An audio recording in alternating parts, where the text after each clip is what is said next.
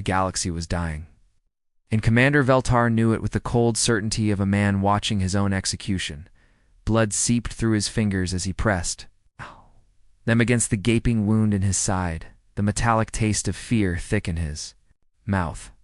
Around him, his flagship's bridge had become a symphony of chaos-sparking consoles, screaming alarms, and the acrid smell of burning circuitry that meant death was coming fast. But it wasn't the physical pain that made his four eyes water.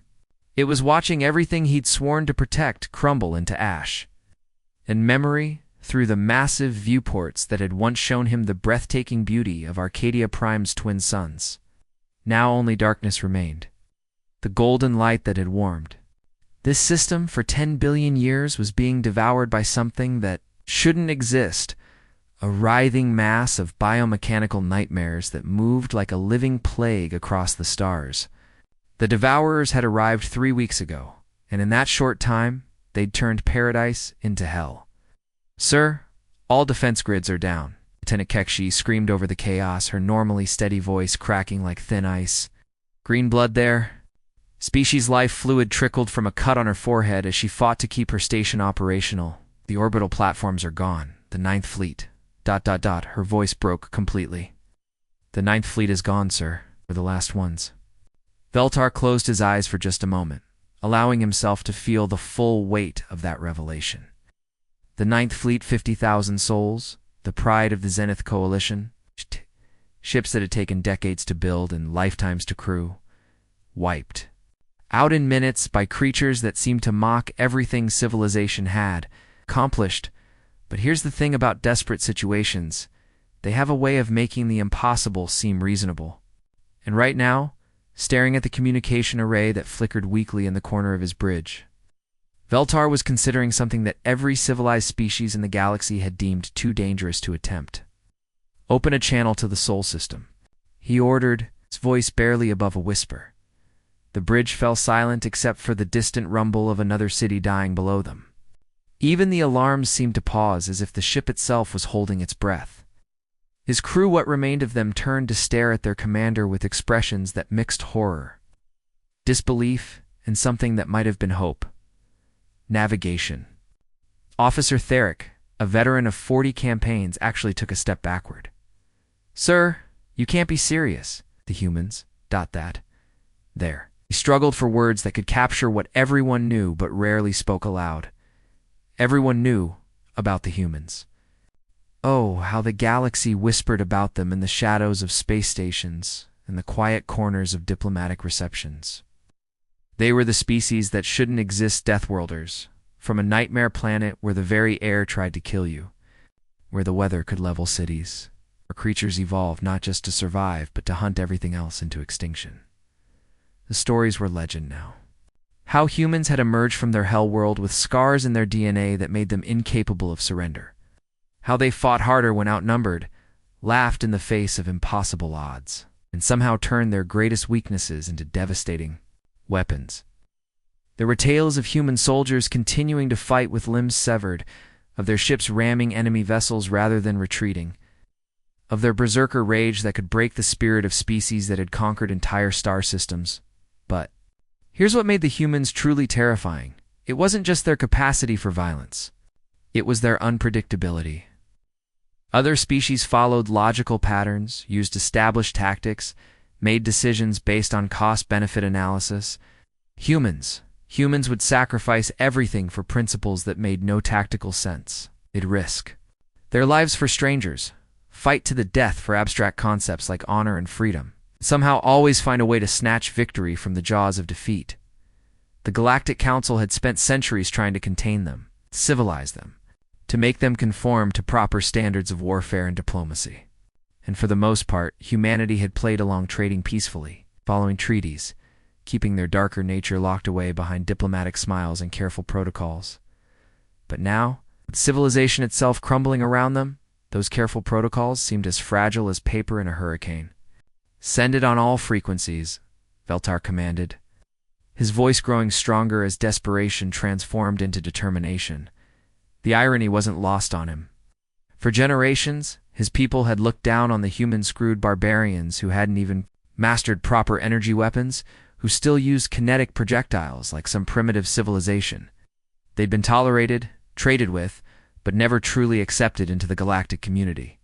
And now they were the galaxy's last hope. His communications officer, hands trembling, began the transmission sequence that would send their plea across the vast darkness to Sol, that unremarkable yellow star where monsters learned to dream of peace. As another explosion lit up the dying world below, Veltar leaned into the transmitter and spoke the words that would either save the galaxy or damn it completely. "Please," he whispered, his voice carrying the weight of billions of souls. "Earth... We need the monsters now." The transmission ended, leaving only silence and the distant sound of worlds burning. And somewhere in that darkness, something stirred. That would make the Devourers wish they'd never left their own galaxy. But would it be salvation, or something far more terrifying? The message that changed everything arrived at exactly 0347 hours. Luna Standard Time, interrupting Admiral Jake Morrison's third cup of coffee and what had been shaping up to be another routine morning of managing humanity's place in a galaxy that barely tolerated their existence. Morrison stood in the war room of Luna Station, his scarred hand souvenirs from the Proxima Centauri incident 5 years back, gripping the polished steel table hard enough to leave dents. The holographic display flickered with incoming data, and each new piece of information made his blood run colder. Around him, the Joint Chiefs of the Human Defense Force maintained the kind of tense silence that usually preceded either brilliant strategies or spectacular disasters. You know that moment when you realize everything you thought you knew about? The world just got turned upside down. This was one of those moments, except the world was actually 18 star systems. And they weren't just turned upside down, they were completely gone. 18 systems wiped out in 3 weeks. General Lisa Hayes reported, her voice carrying the emotional temperature of deep space itself. Hayes was a woman who'd earned her stars the hard way, fighting in the Outer Rim conflicts where humanity had first proven they belonged among the stars. If something could rattle her composure, it was worth paying attention to. The Devourers are moving faster than anything we've seen in recorded galactic history. At this rate, they'll reach the inner colonies in 6 months. Morrison studied the tactical display, watching red dots mark the advance of something that defied every rule of warfare. Humanity had learned in their 2 centuries among the stars. The pattern was terrifyingly simple. The Devourers swept into a system, consumed everything that lived, then moved on like a cosmic wildfire that fed on civilization itself. But here's what really ground his gears. The galaxy had spent decades treating humanity like a pack of rabid dogs. Useful when you needed something ugly done, sure, but never welcome at the civilized table where the real decisions got made. Human diplomats sat in the back rows at Galactic Council meetings. Human traders paid higher docking fees. Human colonies got the systems nobody else wanted, the ones too close to black holes or too far from shipping lanes. And now they came crawling, begging for help when they're perfect. Peaceful societies crumbled like sandcastles in a tsunami. The irony would have been delicious. It wasn't seasoned with the tears of billions of dying aliens. Morrison had seen the classified reports, the ones that made career diplomats wake up screaming. The Devourers weren't just another hostile species. They were something fundamentally different. They didn't conquer worlds. They absorbed them. They didn't fight wars. They performed extinctions. Every engagement followed the same horrifying pattern: overwhelming numbers, adaptive biotechnology, and absolutely no interest in surrender, negotiation, or mercy. The kind of enemy, in other words. That required an equally uncompromising response. The war room doors burst open with enough force to make everyone reach for sidearms. Lieutenant Commander Mike Torres stumbled in, his uniform wrinkled and his face flushed with the kind of excitement that meant either very good news or very bad news. Given the circumstances, Morrison was betting on bad. "Ma'am, sir," Torres managed, between breaths, apparently too excited to remember proper protocol. "The Third Fleet is requesting immediate permission to respond to the distress call." Captain Reed says his pilots are ready to burn for Arcadia. They're asking when, not if. Now, here's something the galaxy had never quite understood about humans. They didn't just fight for territory or resources or political advantage. They fought for ideas that made no tactical sense whatsoever. Honor, justice, the abstract concept that innocent people shouldn't die alone in the dark, while others, who could help, chose to look the other way. Morrison looked back at the holographic display, watching the red tide of Devourer advance markers creep closer to systems where children played in alien sunshine, where families shared meals around dinner tables, where ordinary people lived ordinary lives, blissfully unaware that extinction was coming for them at the speed of light. These weren't just numbers on a tactical display. They were civilizations some older than human history, some so advanced. They made Earth's technology look like stone knives and bearskins, and they were all going to die unless someone did something about it. But here's the thing about being the galaxy's designated monsters. When real monsters show up, everyone suddenly remembers your phone number. The silence stretched for maybe 10 seconds, though it felt like hours. Morrison could hear the quiet hum of the station's life support systems, the distant vibration of docking ships, the soft breathing of officers waiting for a decision that would either save the galaxy or doom humanity to a war they couldn't possibly win. Funny how the biggest decisions in history always come down to a single moment, isn't it? Morrison straightened, feeling the weight of command settle on his shoulders like an old familiar coat. He'd worn stars for 15 years, fought in 4 major conflicts, and buried more good people than any one man should have to remember. But this was what he'd been training for his entire career, even if he'd never known it. Signal all fleets, he growled, his voice carrying the kind of authority that turned suggestions into reality. We're going hunting. The words hung in the air for a moment, and then the war room exploded into controlled chaos as officers began implementing orders that would mobilize the largest human military force ever assembled. Communications arrays lit up with urgent transmissions. Fleet commanders across the solar system began receiving deployment orders. And somewhere in the depths of Luna Station's shipyards, weapons that had been designed for the kind of war everyone hoped would never come began powering up for the first time. But as Morrison watched his people prepare for battle, one question echoed in his mind: would humanity's greatest strength, their refusal to abandon the innocent, prove to be enough against an enemy that had already devoured half the galaxy?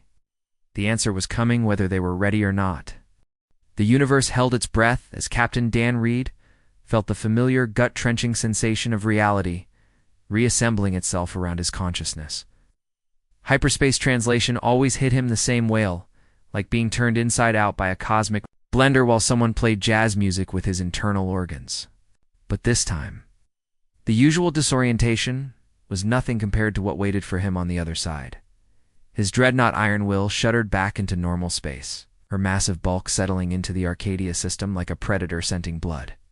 Reed had commanded this ship for 8 years, fought her through 3 major campaigns, and knew every rivet and weld in her armored hide. She was 3,700 meters of concentrated human stubbornness wrapped in tungsten steel and armed with enough firepower to crack a moon in half.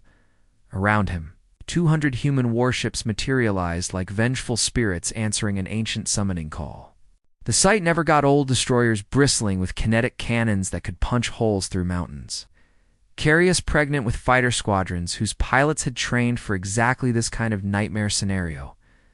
And the massive battleships that had earned humanity its fearsome reputation among the galaxy's more civilized species. But you know what they say about the best-laid plans of mice and men? Sometimes the universe has other ideas entirely.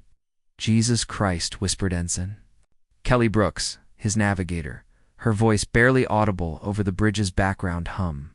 She was staring at the tactical display with the kind of expression people usually reserve for natural disasters or tax audits. Captain, there's millions of them. Reed followed her gaze to the main tactical display and felt his stomach drop into his boots. The screen painted a picture that redefined the concept of overwhelming odds. The Devourer swarms stretched across 3 entire solar systems like a living plague. Ow. their bioships forming patterns that hurt to look at directly. Each vessel pulsed with a sickly organic light that reminded him of infected wounds or dying stars, and they were feeding. The once beautiful world of Arcadia Prime hung below them like a gutted animal, its surface scarred by massive feeding tubes that descended from orbit like metallic parasites. Entire continents had been stripped bare, their biomass converted into fuel for the endless spawning of more devourer craft. The twin suns that had once made this system a tourist destination now served as nothing more than energy sources for massive breeding, hulks living shipyards that vomited out new horrors. Every few minutes, Reed had seen combat footage from the outer colonies, studied tactical reports from the few survivors who'd escaped devourer attacks. But seeing it with your own eyes, that was something else entirely. It was like watching cancer given form and purpose, spreading across the galaxy one system at a time. The bridge fell silent, except for the quiet beeping of instruments and the distant hum of the ship's massive engines. Reed could feel his crews, eyes on him, waiting for orders that would either save the day or get them all killed in the next few hours. Funny how command worked. One moment you're making decisions about duty rosters and supply requisitions. The next you're staring at the apocalypse and trying to figure out how to punch it in the face. All ships, battle stations, Red commanded, his voice cutting through the fear like a blade through silk. Years of training kicked in, transforming terror into focus. Remember what they taught us back home. When you're outnumbered, make them pay for every inch. But here's something the rest of the galaxy had never quite grasped about human military doctrine. Humans didn't just fight to win. They fought like cornered animals, like desperate parents protecting their young, like people who understood that some things were worth dying for. Other species calculated odds, weighed cost-benefit ratios, made rational decisions based on logical analysis. Humans looked at impossible odds and asked, how do we make this hurt? Across the fleet, battle stations came online with mechanical precision. Gun crews loaded projectiles that could penetrate planetary crusts. Fighter pilots strapped themselves into cockpits designed for maneuvers that would liquefy most alien physiologies. Marines checked their weapons and said prayers to gods, who probably weren't listening but might appreciate the gesture anyway. And somewhere in the vast neural network that controlled the Devourer's swarm, something unprecedented was happening. Hive mind had consumed 40 galaxies across 10 million years of existence. It had faced laser-wielding empires that could sculpt matter with pure thought, psionic collectives that communicated through quantum entanglement, and machine intelligences that computed strategies faster than light could travel between stars. Each time, the pattern was the same: analyze, adapt, overwhelm, consume. But as its countless sensory organs studied these new arrivals, these crude, angular human ships covered in weapons like mechanical porcupines, the hive mind experienced something it had never felt in its eons of existence. Concern. These ships were wrong. Where every other species built vessels that flowed through space with artistic grace, humans had constructed flying fortresses that looked like they'd been designed by people who expected to fight outnumbered and surrounded. Their formations spoke of a military philosophy that assumed casualties, planned for worst-case scenarios, and somehow found ways to turn desperate situations into tactical advantages. The hive mind's analytical processes, conquests, began cataloging threats and calculating optimal response patterns. But something about these human ships resisted easy categorization. They were too heavily armed for their size, too heavily armored for their apparent technology level, arranged in formations that suggested their commanders actually expected to win a fight against impossible odds. Reed watched the tactical display as Devourer bioships began shifting their positions. Massive organisms the size of city blocks adjusting their attack vectors in response to the human fleet's arrival. The enemy's movement patterns were hypnotic, flowing, and organic. Like watching a school of metallic fish respond to a predator's approach, Captain Lieutenant Commander Sarah Wells called from the weapons station, her fingers dancing across control panels that had been designed for exactly this kind of target-rich environment. Enemy ships are moving into attack formation. were detecting massive energy buildup across their breeding hulks. The moment stretched like a guitar string, under tension, filled with the kind of electric anticipation that preceded either glorious victory or spectacular disaster. 200 human ships against millions of biomechanical nightmares. With the fate of an entire galaxy hanging in the balance, Reed smiled grimly. The expression of a man who'd spent his entire career preparing for a fight he'd hoped would never. "Come well then," he said, settling back into his command chair. "Let's show them what happens when you pick a fight with the wrong species." But as the first energy signatures began spiking across the tactical display, one question echoed through the bridge. Would humanity's reputation for impossible victories hold against an enemy that had already devoured half the known universe? The answer was about to be written in fire and blood across the dying stars of Arcadia. Hell came to the Arcadia system at exactly 1347 hours. Delivered by creatures who had learned to dance with death on a world that tried to kill them every single day.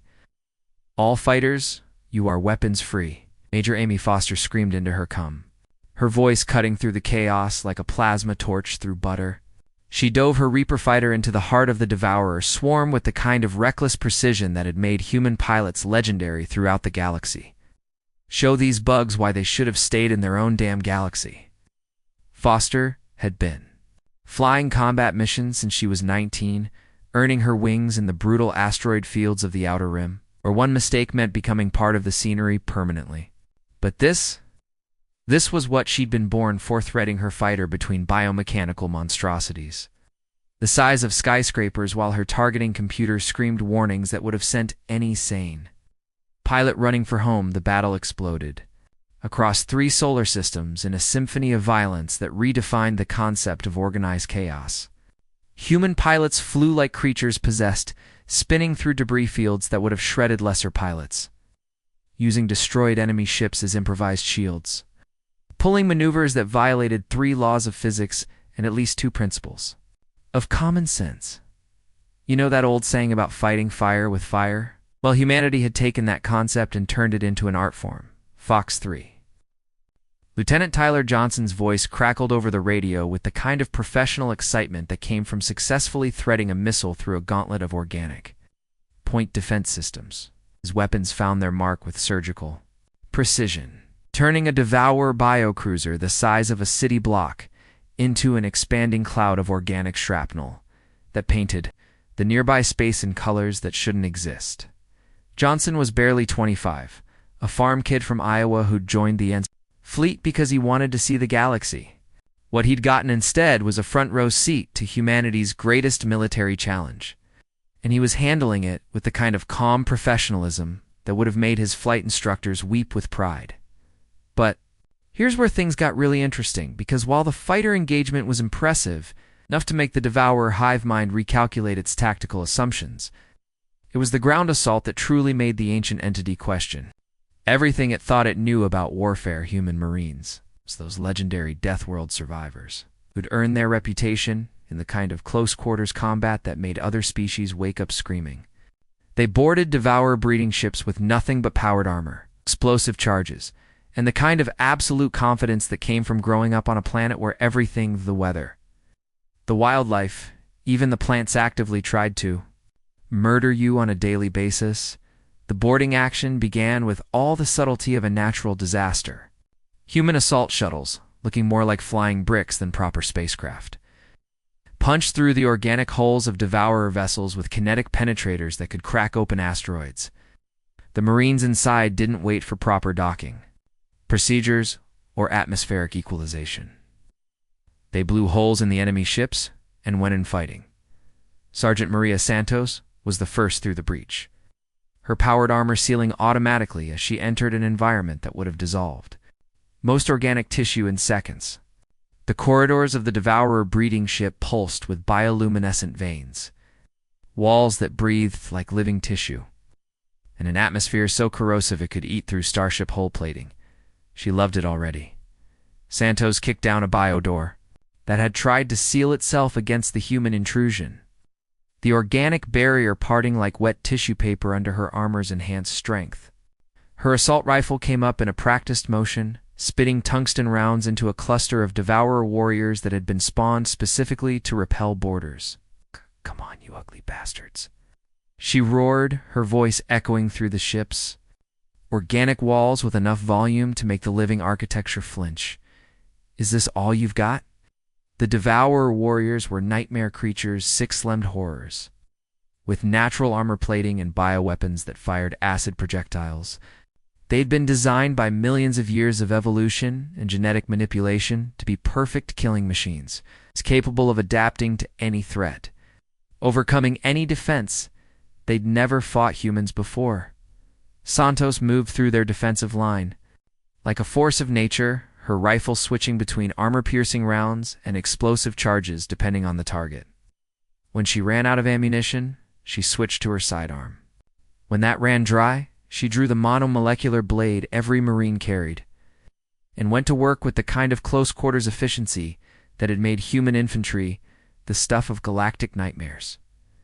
Behind her, more Marines poured through the breach engineers, carrying enough explosives to level city blocks, medics who could keep fighting with wounds that would have killed most species, communications specialists who somehow managed to maintain contact with their fleet while fighting hand-to-claw through corridors that actively tried to digest them. But here's what really terrified the hive mind. The humans weren't just fighting. They were enjoying it. You could hear it in their voices over the cum channels, the whoops of excitement when they achieved a particularly difficult kill, the grim laughter when they overcame impossible odds, the casual banter between teammates, as they methodically dismantled creatures that had conquered 40 galaxies for the first time in 10 million years of existence. The devourer hive mind experienced something it had never felt before. Fear. Not the tactical concern it had felt when analyzing the human fleet's unusual design philosophy. Not the mild anxiety it had experienced when their fighters proved harder to kill than expected. This was something deeper, more primal, the sudden, horrible realization that it had encountered something fundamentally different from every other species it had consumed.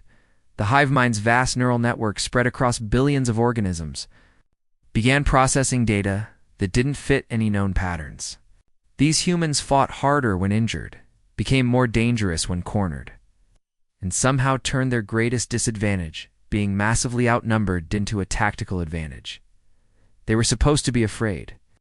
They were supposed to retreat. When faced with overwhelming odds, they were supposed to behave rationally, like every other species the hive mind had encountered. Instead, they were singing, actually singing, their voices carrying over the combat frequencies as they fought there. Way deeper into the breeding ship's organic heart, some ancient human battle song about standing together against impossible odds, their voices harmonizing even as they methodically destroyed everything the hive mind had built. And in that moment, Sergeant Santos placed her final explosive charge against the breeding ship's neural core. The hive mind finally understood what it was facing. Not just another species to be consumed, not just another obstacle to be overcome, but something that might actually be able to stop it. The question was, would that realization come too late to save the devourer swarm from the hurricane of destruction they'd accidentally unleashed? The moment hell broke loose in the Arcadia system, it came with a sound that would haunt the devourer hive mind for whatever remained of its eternal existence, the war cry of creatures who had learned to laugh in the face of extinction. "All fighters, you are weapons free," Major Amy Foster screamed into her cum, her voice carrying the kind of lethal joy that only came from finally being unleashed to do what you were born for.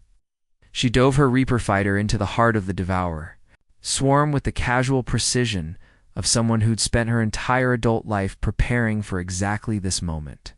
Show these bugs why they should have stayed in their own damn galaxy. Foster had been flying combat missions for 12 years, ever since she'd lied about her age to join the fleet at 17. She'd earned her Calcine Hellcat during the Proxima Rebellion, where she'd single-handedly taken out an entire pirate squadron, while her wingman was unconscious and her fighter was leaking atmosphere. But this wasn't about personal glory or military advancements. It was about sending a message that would echo across the galaxy for the next 1,000 years. The message was simple. Humanity had arrived, and they were absolutely furious. The battle exploded across 3 solar systems in a symphony of violence that redefined every tactical manual ever written. Human pilots flew like creatures possessed by the spirits of their ancestors, spinning through debris fields that would have reduced other species to paste. Using destroyed enemy ships as improvised shields, pulling maneuvers that violated 3 laws of physics and at least 4 principles of common sense. But here's the thing about growing up on a world that actively tries to kill you every single day. You develop a relationship with danger that borders on the romantic. Earth's pilots didn't just fly their fighters, they danced with them, seduced them, turned them into extensions of their own violent souls. Fox 3, Fox 3. Lieutenant Tyler Johnson's voice crackled over the radio with the kind of professional satisfaction that came from threading a missile through a gauntlet of biomechanical nightmares. His weapons found their mark with surgical precision, turning a Devourer biocruiser the size of 3 city blocks into an expanding cloud of organic shrapnel that painted the nearby space in colors that shouldn't exist in nature. Johnson was what the military called a natural, one of those rare pilots who could feel the physics of space combat in their bones, who knew instinctively when to bank left or dive right or pull a maneuver that would either save their life or splatter them across the cosmos. At 26, he'd already racked up more confirmed kills than pilots twice his age. He was just getting warmed up. The Devourer bioships tried to adapt, their living hulls shifting and evolving in real time to counter human tactics. They'd done this successfully against 40 other species, using their evolutionary advantages to overcome any defensive strategy. But humanity had a little secret that the galaxy was about to learn the hard way. Humans didn't believe in fair fights. While the fighter engagement raged above, something even more terrifying was happening below. The ground assault, that legendary human specialty that had turned entire civilizations into cautionary tales about what happened when you cornered the wrong species. Human Marines, those Deathworld survivors who'd earned their reputation in the kind of close-quarters combat that made veteran soldiers from other species require therapy just from hearing the stories. They boarded Devourer breeding ships with nothing but powered armor, explosive charges, and the kind of absolute confidence that came from a childhood spent dodging everything from venomous spiders to Category 5 hurricanes. The boarding action began with all the subtlety of a natural disaster meeting a technological catastrophe. Human assault shuttles, looking more like flying anvils than proper spacecraft, punched through the organic hulls of Devourer vessels with kinetic penetrators that could crack moons. The Marines inside didn't wait for atmospheric analysis or environmental safety checks. They blew holes in enemy ships and went in fighting, because that's what humans did when someone threatened innocent people. Sergeant Maria Santos was the first through the breach, her powered armor automatically sealing against an atmosphere so corrosive it could dissolve starship plating in minutes. The corridors of the Devourer breeding ship pulsed with bioluminescent veins, walls that breathed like living tissue, and an environment that had been specifically designed to kill anything that didn't belong to the hive-mind. Santos had grown up in the slums of New Detroit, where you learned to fight before you learned to walk, and where backing down from a challenge was considered a form of suicide.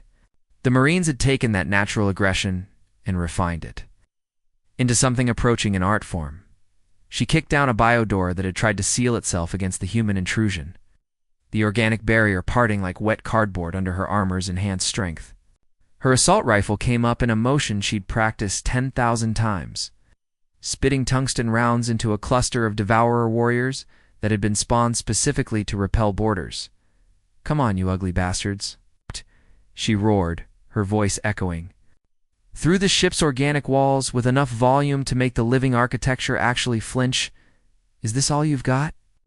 The Devourer warriors were evolutionary masterpiece, 6-limbed horrors with natural armor plating, bioweapons that fired acid projectiles, and reflexes that had been honed by millions of years of genetic manipulation.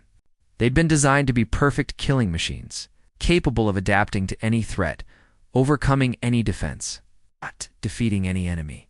They'd never met a pissed-off human Marine before. Santos moved through their defensive line like a one-woman apocalypse, her rifle switching between armor-piercing rounds and explosive charges depending on the target. When her primary weapon ran dry, she smoothly transitioned to her sidearm. When that ran out of ammunition, she drew the monomolecular blade. Every Marine carried and went to work with the kind of close-quarters efficiency that had made human infantry the stuff of galactic nightmares. Behind her, more Marines poured through the breach, engineers carrying enough explosives to level small cities, medics who could keep fighting with wounds that would have killed most species, communications specialists who somehow managed to maintain contact with their fleet while fighting hand-to-claw through corridors that actively tried to digest them. But here's what really broke the hive mind's ancient composure. The humans weren't just fighting. They were enjoying it. You could hear it in their voices over the comm channels, the whoops of excitement when they achieved a particularly spectacular kill, the grim laughter when they overcame impossible odds, the casual banter between teammates. As they methodically dismantled creatures that had conquered 40 galaxies for the first time in 10 million years of existence, spanning the consumption of entire galactic clusters, the devourer hive mind experienced something it had never felt before. Pure, primal, bone-deep fear. Not tactical concern, not strategic anxiety, but the sudden, horrible realization that it had encountered something that might actually be able to destroy it completely. And as Sergeant Santos placed her final explosive charge against the breeding ship's neural core, one question echoed. Through the hive mind's vast consciousness, what had they awakened?